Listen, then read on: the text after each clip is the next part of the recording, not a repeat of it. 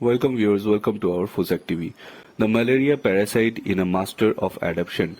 To complete its life cycle, the parasite must be transmitted from a mosquito to a human, then back to mosquito again. Over millions of years of evolution, it has adapted perfectly to these two hosts. But although we have known about the malaria cycle for over 100 years, many questions remain unanswered. One of these questions concerns the duration of the malaria parasites needs to develop inside the mosquito. It is certainly estimated that malaria parasites can be transmitted after an average of 12 days. However, mosquitoes are expected to live on average 2 weeks in nature. Therefore, the 12 days required for their development seems counterintuitive.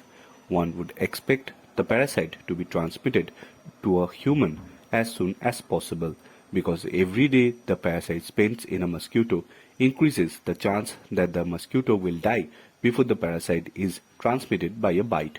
So, what is the advantage that justifies the risk of not being transmitted? Researchers of the Lavashina lab at the Max Planck Institute for the Infection Biology in Berlin have now uncovered this advantage and created the basis for a better understanding of parasite evolution in the mosquito.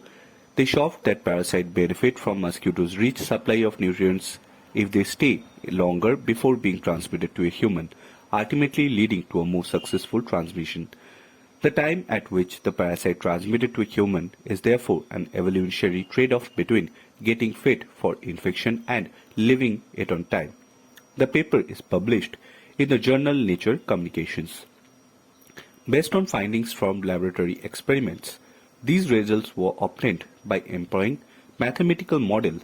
It is virtually impossible to follow the evolution of malaria parasites in the laboratory, explains Paola Cario Bustamante, first author of the study. To study the evolutionary pressure, one would need to follow hundreds of transmission cycles, mosquito mammal mosquito. This is impossible for a human malaria parasite. Mathematical models capture real processes in mathematical formula, allowing researchers to make predictions and understand the behavior of these processes under different conditions. There are already models of malaria transmission that basically describes the life of a mosquito. However, they usually only include variables from larval development, biting behavior, reproduction, and the age of the mosquitoes. These models predict the intuitive expectation that malaria parasite would evolve a short development period, which, as described above, is not in case in reality. The fact that models do not fully correspond to reality is not itself a problem, as they are always only an approximation of reality. However, if a model does not correctly represent key mechanisms, it needs to be supplemented. The researchers' task was to find the missing variable that would allow transmission model to clearly describe the development time of parasite. Previous studies of mosquito metabolism provided cues to the missing variable. They develop their eggs. Female mosquitoes need to nutrients from blood of mammals. This is why they bite humans. During the blood meal, malaria parasites enter the mosquito gut and use the same nutrients from their own development. However, a mosquito often bites more than once in its lifetime.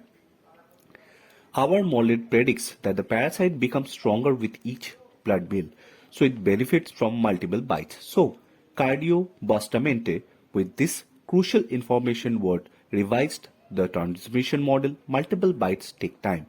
A possible reason why a parasite waits a long time inside the mosquito to benefit from its as many bite meals as possible.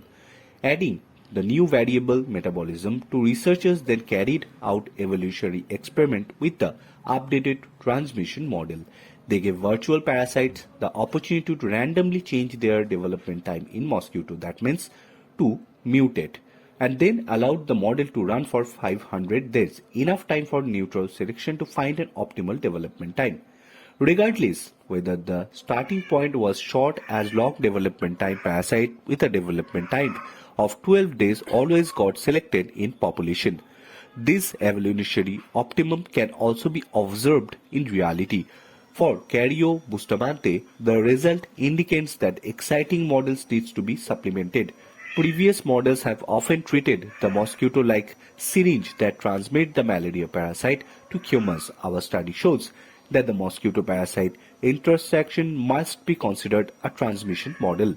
Malaria remains a moving target. We need to understand the disease in all its facts to develop effective countermeasures.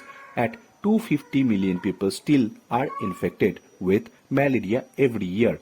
Accurate model of disease transmission are an important step of understanding the disease and correctly predicting future epidemic. This is particularly important in an era of changing environmental conditions as climate change brings malaria to a new region of the world.